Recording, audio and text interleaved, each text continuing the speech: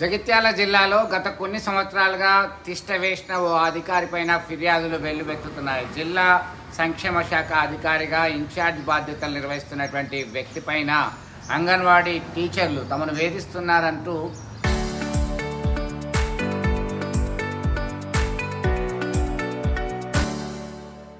ఫిర్యాదు చేశారు. ఆకాశరామన్న ఉత్తరాలు వేశారు, ఆడియో రిలీజ్ చేశారు. దీంతో బహిరంగంగానే తమను వేధిస్తున్నారంటూ బయటకు వచ్చి చెప్పడంతో ఉన్నతాధికారులు విచారణ చేపట్టారు. రీజనల్ జాయింట్ డైరెక్టర్ ఝాన్సీ విచారణ చేశారు. దీంతో ఒకసారిగా మంత్రి ఆగ్రహం వ్యక్తం చేశారు. తన యొక్క పదవిని తాత్కాలికంగా వదులుకొని వెళ్లాల్సినటువంటి పరిస్థితి జగిత్యాలలో కలకలం సృష్టిస్తుంది. మంత్రి పేరు చెప్పి వసూలు చేస్తున్నారా అనేటువంటి ఆరోపణల నేపథ్యంలో మంత్రి సీరియస్ అయ్యారు. దీనిలో భాగంగానే ఇన్ఛార్జ్ అధికారిగా వేరే వ్యక్తిని నియమించినటువంటి పరిస్థితి అక్కడ గమనించవచ్చు. ఒకసారి అంగన్వాడీ టీచర్లు, అంగన్వాడీ ఆయాలకు సంబంధించినటువంటి ఆడియో టేప్లో ఏముంది, ఆడియో అంగన్వాడీ టీచర్ ఏం చెప్తుందో ఒకసారి చూద్దాం. నా పేరు జమున సార్, మాది బతికేపల్లి గ్రామం, మాది పేడపల్లి మండలి సార్. మా బతికేపల్లి గ్రామంలో నాది 6వ అంగన్వాడీ సెంటర్ సార్. మా జిల్లా జగిత్యాల సార్. నేను అంగన్వాడీ టీచర్గా పనిచేస్తాను సార్. నేను 20 ఇయర్స్ అవుతుంది సార్. 20 ఇయర్స్లో నేను ఎలాంటి రిమార్క్ లేకుండా పనిచేసుకున్నా సార్ నేను. కానీ అనుకోకుండా నన్ను జూలైలో 10వ డేట్ నాడు సిడిపో మేడము, డిడబ్ల్యూ సారు, 10 మంది సూపర్వైజర్లు వచ్చి నా సెంటర్ మీద ఒకే సెంటర్ మీద సార్ 6 సెంటర్లు ఉన్నాయి.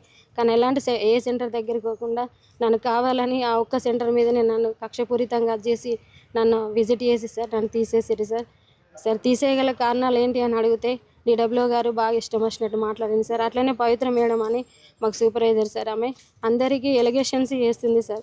ఈమె ఇట్లా చేసింది, అందుకే తీసేసినాం, అట్లా చేసిందని. కానీ సార్ నేను ఎలాంటి తప్పు చేసిన వాళ్ళు నాకు ఎలాంటి రూల్ కానీ అలాంటిది నేను ఎప్పుడు కూడా పాటించలేదు సార్. ఏమన్నా అంటే సార్ మంత్రి గారి పేరు చెప్తుంది సార్ పవిత్ర మేడం. మంత్రి గారి పేరు చెప్పి నిన్ను మంత్రి తీసేయమన్నారు, మంత్రి తీసేయమన్నారు సార్. మంత్రి గారికి ఏమన్నా ఎలాంటిదన్నా నా మీద ఏమన్నా కక్ష ఉంటుందా సార్? సార్ నన్ను ఎందుకు తీసేయమంటారు సార్? వీళ్ళు అసలు నన్ను ఏం చేస్తారో నాకేం అర్థం కావట్లేదు సార్. సరే నేను 2 కిలోల రైస్ లేవు, 1/2 కిలో పప్పు లేదని చెప్పి తీసేసారు కదా సార్ అని అడిగితే, నువ్వు 1,00,000 రూపాయలు ఇస్తేనే జాబ్లు ఉంటావు, లేకపోతే లేదు అని చెప్పి మాట్లాడారు సార్ డిడబ్ల్యూ గారు.